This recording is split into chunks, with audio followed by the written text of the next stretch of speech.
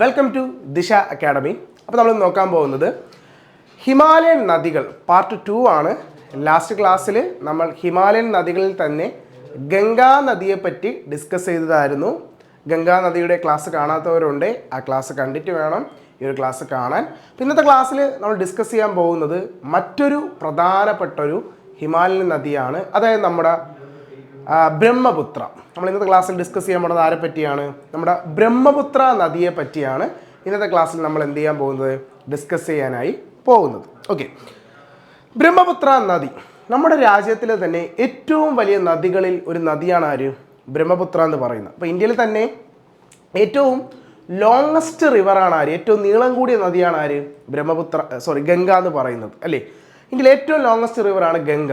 പക്ഷേ ഇന്ത്യയിൽ ഏറ്റവും കൂടുതൽ വെള്ളമുള്ള നദി, അതായത് വോളിയം ഓഫ് വാട്ടർ എടുത്താൽ ഇന്ത്യയിൽ ഏറ്റവും കൂടുതൽ വെള്ളമുള്ള നദി എന്ന് പറയുന്നത് നമ്മുടെ ബ്രഹ്മപുത്ര നദിയാണ്. ബ്രഹ്മപുത്രയാണ് ഇന്ത്യയിൽ ഏറ്റവും കൂടുതലായി എന്തുള്ളത്, വെള്ളം ഉള്ള നദി എന്ന് പറയപ്പെടുന്നത്. ഓക്കെ, ദെൻ എവിടെ നിന്നാണ് ബ്രഹ്മപുത്രയുടെ ഒറിജിൻ?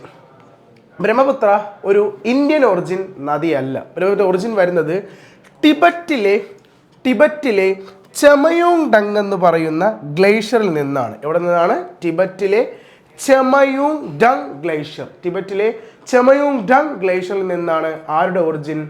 ബ്രഹ്മപുത്രയുടെ ഒറിജിൻ. ഇനി ചില എക്സാമിനൊക്കെ നമ്മൾ കണ്ടിട്ടുണ്ട്, ഇതുപോലെ മറ്റൊരു ആൻസർ കൂടി വരാറുണ്ട്. ടിബറ്റിലെ തന്നെ ആൻസി ഗ്ലേഷ്യർ എന്നും ചില ക്വസ്റ്റ്യൻ്റെ ആൻസർ ആയിട്ടും വന്നിട്ടുണ്ട് കേട്ടോ. രണ്ട് ഉത്തരവും ശരിയാണ്. ചിലപ്പോൾ ചെമയുണ്ടൻ ഗ്ലേഷ്യർ ആയിരിക്കും കൊടുത്തിരിക്കുന്നത്, ചിലപ്പോൾ ആൻസി ഗ്ലേഷ്യർ ആയിരിക്കും. ആൻസി ഗ്ലേഷ്യർ ഓർമ്മയിൽ വെച്ചോളൂ. ചെമയുണ്ടെങ്കിൽ ഇല്ലേ നിങ്ങൾക്ക് കൊടുക്കാൻ പറ്റുന്ന മറ്റൊരു ആൻസർ ആയത് ഈ ആൻസി ഗ്ലേഷ്യർ എന്ന് പറയുന്നു. ഇവിടെ നിന്നാണ് ആരുടെ ഒറിജിൻ? ബ്രഹ്മപുത്ര നദിയുടെ ഒറിജിൻ എന്ന് പറയുന്നു. അപ്പോൾ ഏത് രാജ്യത്താ? ടിബറ്റിലാണ്. പക്ഷേ ഈ ടിബറ്റിൽ ബ്രഹ്മപുത്രയുടെ പേര് എന്തെന്നല്ല, ബ്രഹ്മപുത്ര എന്നല്ല.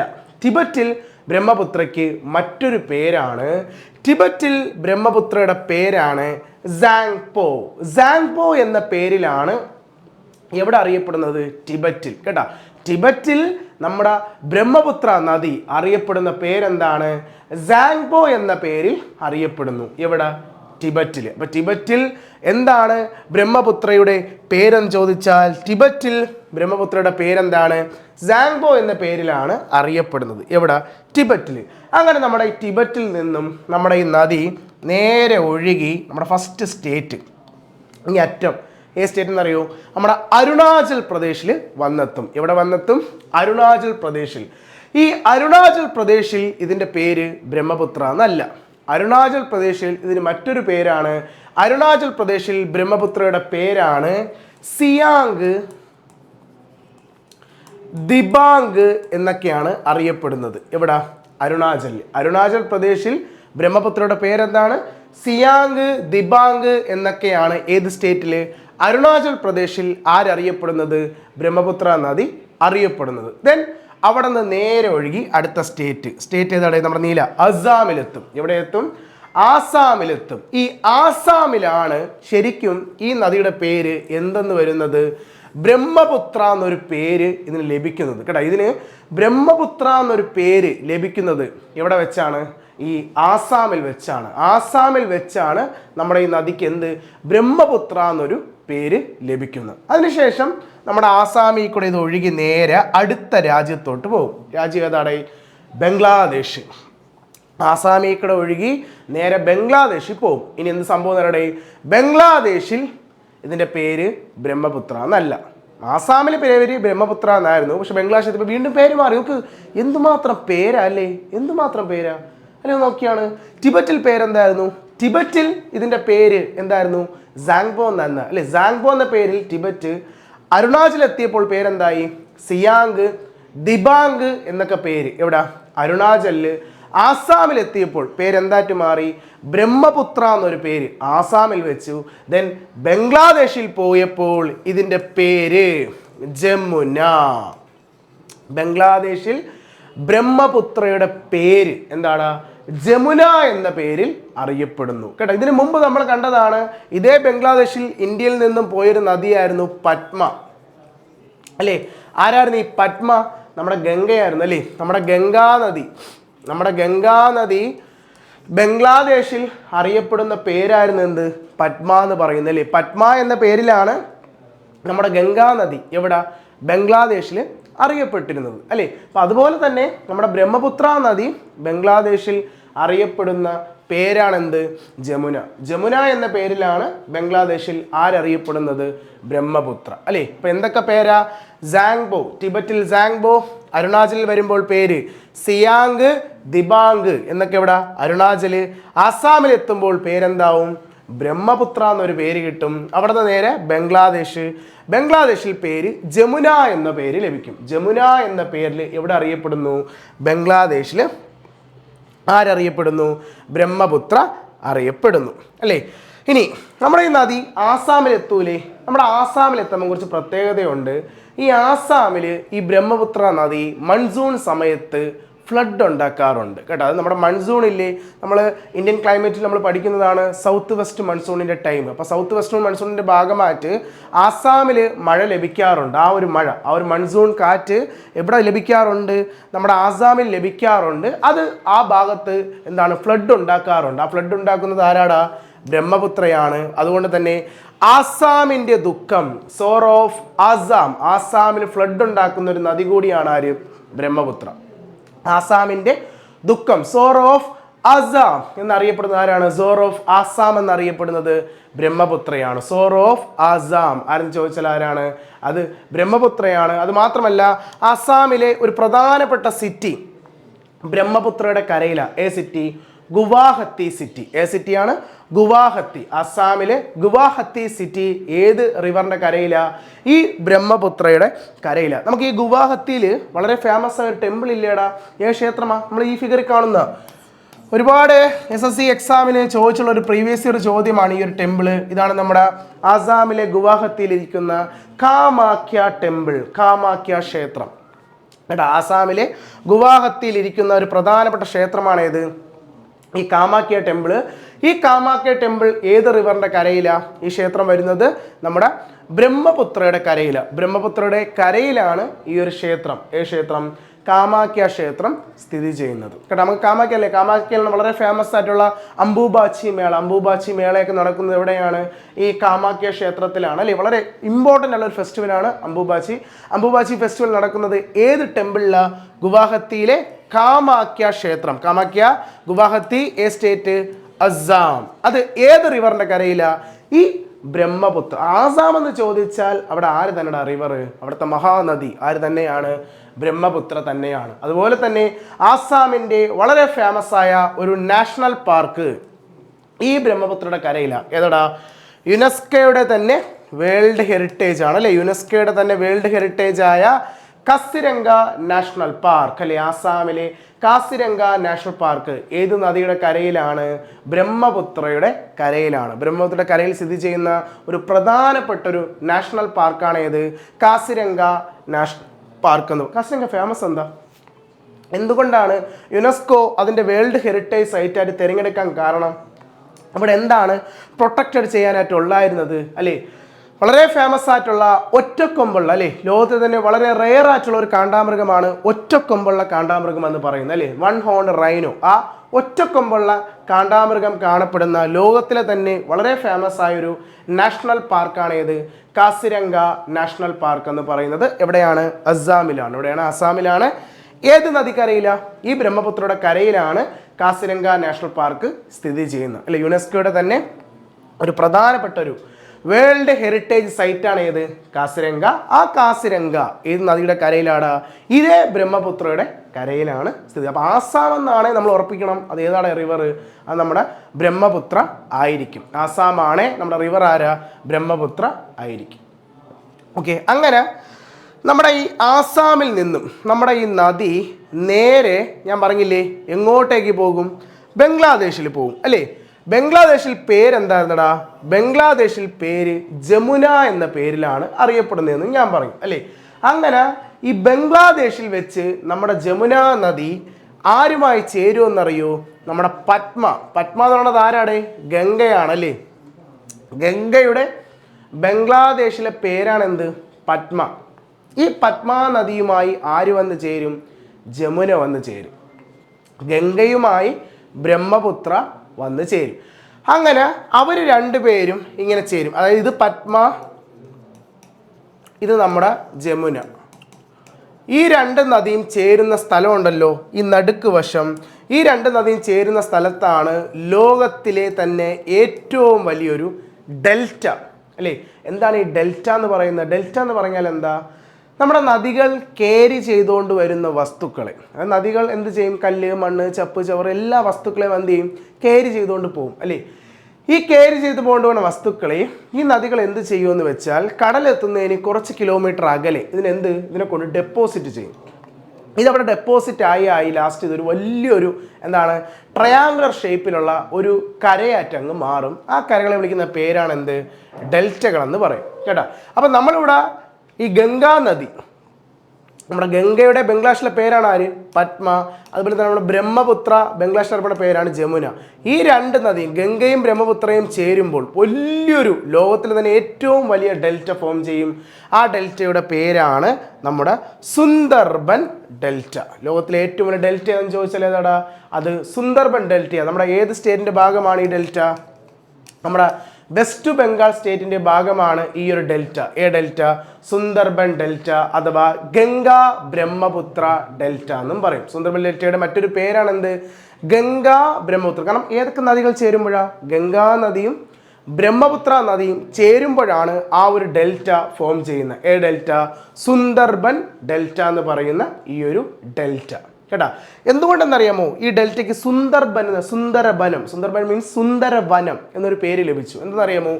ഈ സുന്ദർബൻ ഡെൽറ്റ് പൊതുവായി നമ്മുടെ ഡെൽറ്റകളിൽ മെയിനായിട്ടും കാണപ്പെടുന്ന ഫോറസ്റ്റ് എന്ന് പറയുന്നത് മാൻഗ്രൂവ്സ് ആണ്, കണ്ടലുകൾ. മാൻഗ്രൂവ് എന്ന് പറഞ്ഞാൽ കണ്ടലാണ് അല്ലേ.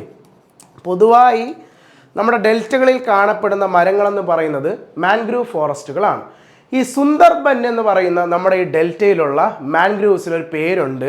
ഈ സുന്ദർബനിലെ മാൻഗ്രൂവ്സിൻ്റെ പേരാണ് സുന്ദരി എന്ന് പറയുന്ന ഒരു ടൈപ്പ് ഓഫ് മാൻഗ്രൂവ്സ് ആണ് എവിടെ ഉള്ളത്? ഈ സുന്ദർബൻ ഡെൽറ്റയിലുള്ളത് കേട്ടോ. ഈ സുന്ദർബൻ ഡെൽറ്റയിലുള്ള കണ്ടൽ മരങ്ങൾക്കൊരു പേരുണ്ട്. സുന്ദരി എന്ന് പറയുന്ന ഒരു ടൈപ്പ് ഓഫ് മാൻഗ്രൂവ്സ് ആണ് എവിടെയുള്ളത്? സുന്ദർബൻ ഡെൽറ്റയിലുള്ളത്. അതുകൊണ്ടാണ് ആ കാടുകൾക്ക് സുന്ദരബനം അഥവാ സുന്ദർബൻ എന്ന പേര് ലഭിച്ചത്. സുന്ദരി എന്ന് പറയുന്ന മാൻഗ്രൂവ്. അപ്പോൾ ചോദിക്കും, സുന്ദരി എന്ന് പറയുന്നത് എന്ത് ടൈപ്പ് ഓഫ് ഫോറസ്റ്റ് ആണ്? ഒരു മാൻഗ്രൂവ് ഫോറസ്റ്റ് ആണ്. എവിടെയുള്ളതാ? വെസ്റ്റ് ബംഗാളിൽ സുന്ദർബൻ ഡെൽറ്റയിൽ കാണപ്പെടുന്ന പ്രധാനപ്പെട്ട ഒരു മാൻഗ്രൂവ് ഫോറസ്റ്റ് ആണ് ഏത്? നമ്മൾ ഈ കാണുന്ന സുന്ദർബനം എന്ന് പറയുന്നത്. ഓക്കെ, അപ്പോൾ ആ സുന്ദർബൻ ഡെൽറ്റ ആരൊക്കെ ചേരുമ്പോഴാണ് ഉണ്ടാവുന്നത്? നമ്മുടെ ഗംഗയും ബ്രഹ്മപുത്രയും. അതായത് ബംഗ്ലാദേശിൽ ഏതൊക്കെ പേരില്? ഗംഗയുടെ പേര് പത്മ, ബംഗ്ലാദേശിൻ്റെ പേര് ജമുന. ഈ രണ്ട് നദിയും അവിടെ വെച്ച് ചേർന്നതിന് ശേഷം ഈ രണ്ട് നദിയും ഒരുമിച്ച് അങ്ങോട്ട് എന്ത് ചെയ്യും? ഒഴുകും കേട്ടാ. ഈ രണ്ട് നദിയും അവിടെ വെച്ച് പത്മയും ജമുനയും ഒരുമിച്ച് അങ്ങോട്ട് ഒഴുകും. ഒരുമിക്കുമ്പോൾ അവരുടെ പേര് മേഘ്ന. എന്താണ് പേര്? മേഘ്ന കേട്ടോ. ബംഗ്ലാദേശിലെ ഏറ്റവും വലിയ നദിയാണ് ആര്? ഈ മേഘ്ന എന്ന് പറയുന്ന നദി. മേഘ്ന വേറെ ആരുമല്ല, നമ്മുടെ ആരൊക്കെ ചേരുന്നതാണ്? നമ്മുടെ ഗംഗാ നദിയും നമ്മുടെ ബ്രഹ്മപുത്ര നദിയും ചേരുമ്പോഴാണ് ഏത് നദി രൂപപ്പെടുന്നത്? മേഘ്ന എന്ന് പറയുന്ന നദി രൂപപ്പെടുന്നത്. എവിടെ വെച്ച്? ബംഗ്ലാദേശിൽ വെച്ച് കേട്ടോ. ബംഗ്ലാദേശിൽ വെച്ച് ഈ ഗംഗ എന്ന് പറയുമ്പോൾ അവിടെ പത്മ, നമ്മുടെ ബ്രഹ്മപുത്ര, ജമുന ചേരുമ്പോൾ ഉണ്ടാവുന്ന നദി ആരാടാ? അത് മേഘ്ന എന്ന് പറയുന്ന നദിയാണ്. അങ്ങനെ മേഘ്ന എന്ന് പറയുന്ന നദിയാറ്റാണ് ഈ നദി എവിടെ അവസാനിക്കുന്നത്?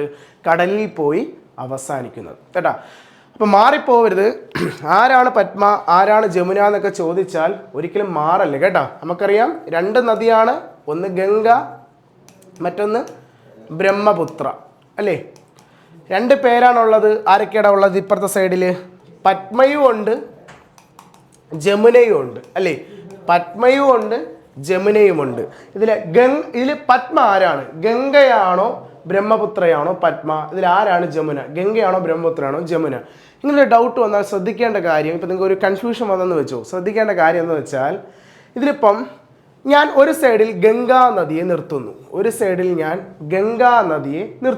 എന്നിട്ട് ഞാൻ ഒരു സൈഡിൽ ഞാൻ ഗംഗാ നദിയെ നിർത്തിയിട്ട് ഇപ്പുറത്തെ സൈഡിൽ ഞാൻ രണ്ട് നദികളുടെ പേരെടുക്കുന്നു. ഒന്ന് യമുന, മറ്റൊന്ന് ജമുന. ഓക്കെ, ഒരു സൈഡിൽ ഗംഗാ നദി നിർത്തുന്നു, മറുവശത്ത് യമുന നദിയെ നിർത്തുന്നു, ജമുന നദിയെ നിർത്തുന്നു അല്ലേ. ഈ ഗംഗാ നദി ആരുമായി മാച്ച് ചെയ്യും? മാച്ച് ദ ഫോളോയിങ് ആണ് സംഭവം. ഗംഗ യമുനയുമായി മാച്ച് ചെയ്യോ? ഒരാൾ മറ്റേ മാച്ച് ചെയ്യാൻ പറ്റൂ. ഒന്നല്ലെങ്കിൽ ഗംഗ യമുനയുമായി മാച്ച് ചെയ്യണം, അല്ലെങ്കിൽ ജമുനയുമായി മാച്ച് ചെയ്യണം.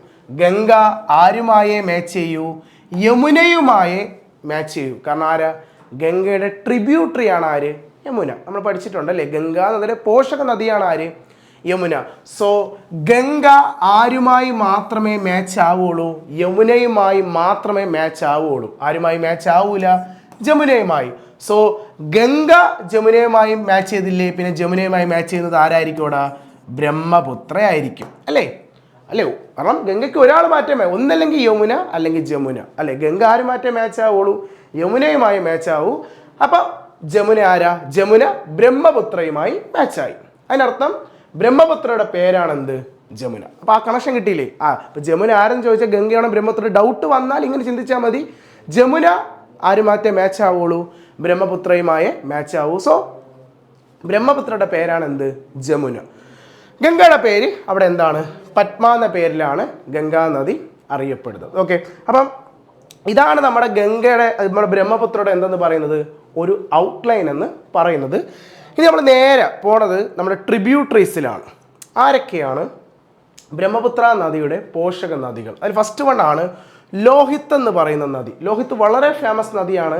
നമ്മുടെ ആസാമിലെ തന്നെ വളരെ പ്രധാനപ്പെട്ട ഒരു നദിയാണ് ലോഹിത്. നമ്മളിതാ ഈ കാണുന്ന പാലം വലിയൊരു നീളം കൂടിയ പാലമാണ് കേട്ടോ. ഈ പാലത്തിൻ്റെ പേരാണ് ധോലാ സാദിയ എന്ന് പറയും. ധോലാ സാദിയ അല്ലെങ്കിൽ മറ്റൊരു പേരുണ്ട് ഭൂഫൻ ഹസാരിക ബ്രിഡ്ജ്. ഭൂഫൻ ഹസാരിക പാലം കേട്ടോ. ഇന്ത്യയിലെ തന്നെ ഏറ്റവും ലോങ്സ്റ്റ് ആയിട്ടുള്ള ഒരു റിവർ ബ്രിഡ്ജ്. ശ്രദ്ധിക്കണം, റിവർ ബ്രിഡ്ജാണ് ആര്? ഭൂഫൻ ഹസാരിക ബ്രിഡ്ജ് കേട്ടോ. ഇന്ത്യയിലെ തന്നെ ഏറ്റവും ലോങ്സ്റ്റ് റിവർ ബ്രിഡ്ജാണ് ആര്? ഭൂഫൻ ഹസാരിക പാലം. അഥവാ മറ്റൊരു പേരാണ് എന്ത്? ഒഫീഷ്യൽ നെയിമാണ് എന്ത്? ധോലാ സാദിയ. നമ്മുടെ അസാമിലാണ് ഈ ഒരു പാലം വരുന്നത് കേട്ടോ. ഈ ഒരു പാലം കെട്ടിയിരിക്കുന്ന ഈ നദി നമ്മുടെ ലോഹിത്താണ്. ഈ ലോഹിത് നദിക്ക് അക്രോസ് ആയിട്ടാണ് എന്ത് ബിൽഡ് ചെയ്തിട്ടുള്ളത്? ഈ ഭൂഫൻ ഹസാരിക എന്ന് പറയുന്ന പാലം നിർമ്മിച്ചിട്ടുള്ളത്. ആ ലോഹിത് ആരുടെ പോഷക നദിയാണ്? ബ്രഹ്മപുത്രയുടെ പോഷക നദിയാണ്. ബ്രഹ്മപുത്രയുടെ പോഷക നദിയാണ് ആര്? ലോഹിത്. ഈ ലോഹിത്തിലാണ് നമുക്ക് ഈ ഒരു പാലം, ഏത്? ഭൂഫൻ ഹസാരിക ബ്രിഡ്ജ്. ഇന്ത്യയിലെ തന്നെ ഏറ്റവും ലോങ്സ്റ്റ് റിവർ ബ്രിഡ്ജാണ് ആര്? ഭൂഫൻ ഹസാരിക പാലം എന്ന് പറയുന്നത് കേട്ടോ. ബ്രിഡ്ജ് ശ്രദ്ധിക്കണം, ബ്രിഡ്ജ് തന്നെ പല ടൈപ്പ് ഉണ്ട്. റിവർ ബ്രിഡ്ജ് ഉണ്ട്, സീ ബ്രിഡ്ജ് ഉണ്ട്, റെയിൽവേ ബ്രിഡ്ജ് ഉണ്ട്, അങ്ങനെ പല ടൈപ്പ് ബ്രിഡ്ജ് ഉണ്ട്. ഇതൊരു റിവർ ബ്രിഡ്ജാണ്. ഇന്ത്യയിലെ ഏറ്റവും നീളം കൂടിയ ഒരു റിവർ ബ്രിഡ്ജാണ് ആര്? ഭൂഫൻ ഹസാരിക പാലം എന്ന് പറയുന്നത്. ഓക്കെ, ദെൻ രണ്ടാമത്തെ ട്രിബ്യൂട്ടറി പേര് സുബാൻസിരി. അതുപോലെ മറ്റൊന്നാണ് ധൻസിരി കേട്ടോ. പ്രധാനപ്പെട്ട അടുത്ത രണ്ട് ട്രിബ്യൂട്ടറീസ് ആണ്. ഒന്ന് സുബാൻസിരിയും മറ്റൊന്ന് ധൻസിരിയും.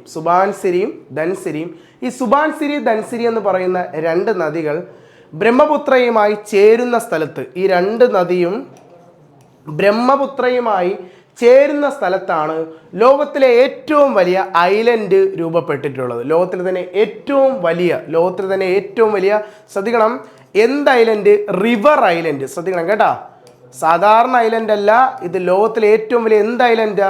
ഒരു റിവർ ഐലൻഡ് ആണ്. ലോകത്തിലെ തന്നെ ഏറ്റവും വലിയ റിവർ ഐലൻഡ് ആണ് ആസാമിലെ മാജുലി ഐലൻഡ് കേട്ടോ. ലോകത്തിലെ തന്നെ ഏറ്റവും വലിയ റിവർ ഐലൻഡ് ആണ് മാജുലി. എവിടെയെന്നറിയോ? ആസാമിലെ മാജുലി. ഇപ്പം മാജുലി ആസാമിൻ്റെ ഒരു ജില്ല കൂടിയാണ്, ഒരു ഡിസ്ട്രിക്റ്റ് കൂടിയാണ് ഏത്? ഈ മാജുലി. ഈ മാജുലി ഇരിക്കുന്നത് ഏത് നദിയിലാണ്?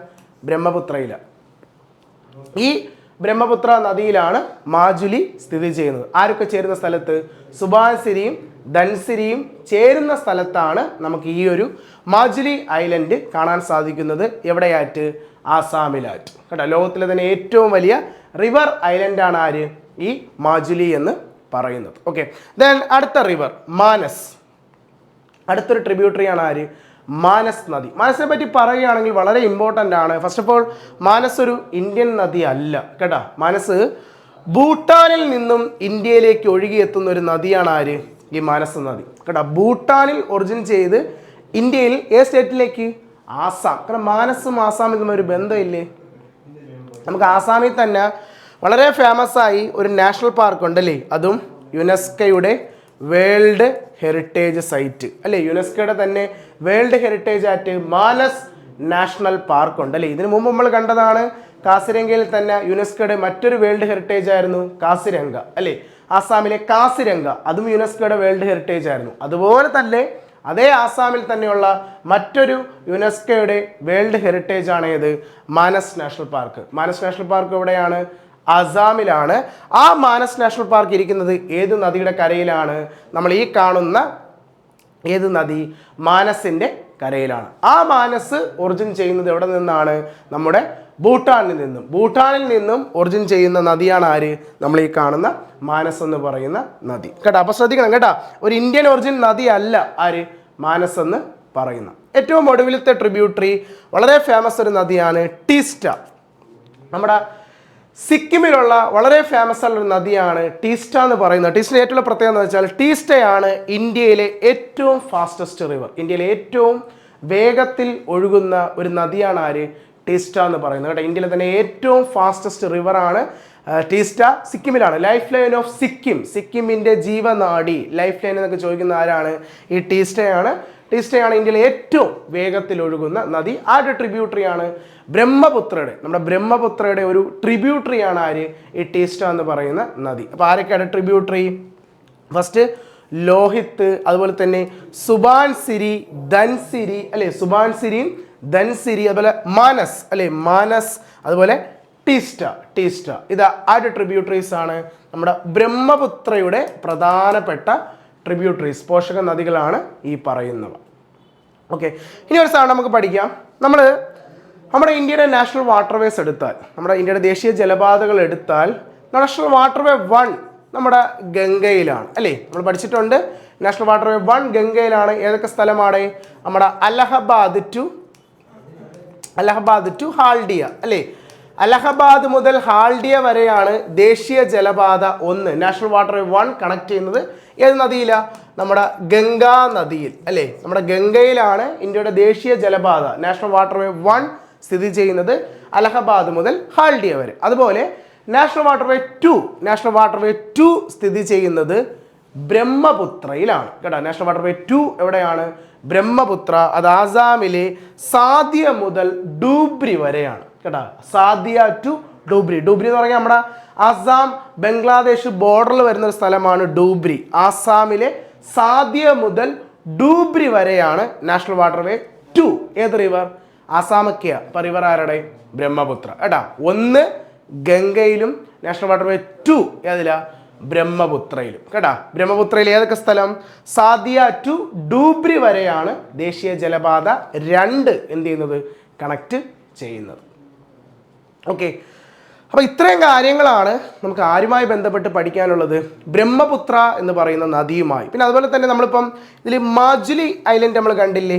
മജുലി എവിടെയാ, ആസാമിലാണ് അല്ലേ. അതുപോലെ ആസാമിൽ തന്നെയുള്ള മറ്റൊരു പ്രധാനപ്പെട്ട ഒരു ഐലൻഡാണ് പീക്കോക്ക് ഐലൻഡ് കേട്ടോ.